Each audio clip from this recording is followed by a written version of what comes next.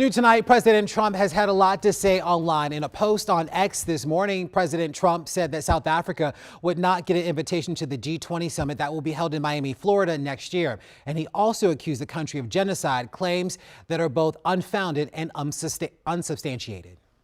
The U.S. did not attend last week's G20 summit held in South Africa. The meeting of the world's largest economies was hosted by the African nation. It was both a first for the country and the continent. President Trump said on X Friday that the U.S. delegation did not attend because he says the South African government refuses to acknowledge or address the horrific human rights abuses endured by Afrikaners and other descendants of Dutch, French, and German settlers. And put simply, President Trump said they are killing white people and randomly allowing their farms to be taken from them. The unsubstantiated claims have been vigorously disputed by South African President Cyril Ramaphosa. Trump added that when the U.S. hosts the G20 summit in Miami, Florida in 2026, South Africa would not receive an invitation. In a statement released by President Ramaphosa's office, it called President Trump's statements regrettable.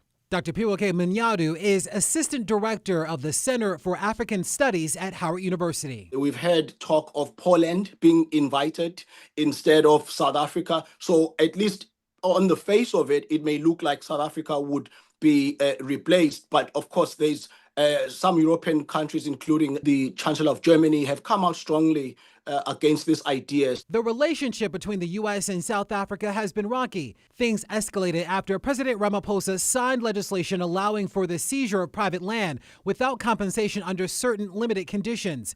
The law aims to address economic disparities stemming from apartheid, but critics, including the U.S., claim that it disproportionately targeted white landowners. I traveled to Johannesburg, South Africa in 2022 and spoke with both white and black farmers about the land disparities. I personally support the land expropriation without compensation. But however, my worry is, what do we do with the land we have currently? I've paid for my land by working very hard for it.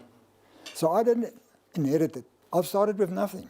But I worked 10 hours a day for many, many years. And in May of this year, some white South Africans were granted asylum. Refugees landed at Dulles International Airport. President Trump added that he's also going to stop all payments and subsidies to South Africa as well. South Africans hate me saying this, but the United States is more important to South Africa than South Africa is economically. The United States is South Africa's second largest trading partner as far as countries go, but South Africa is America's 41st. South Africa has a wide amount of sway. So South Africa and the United States then are indispensable to one another. Larry Miller, WUSA 9.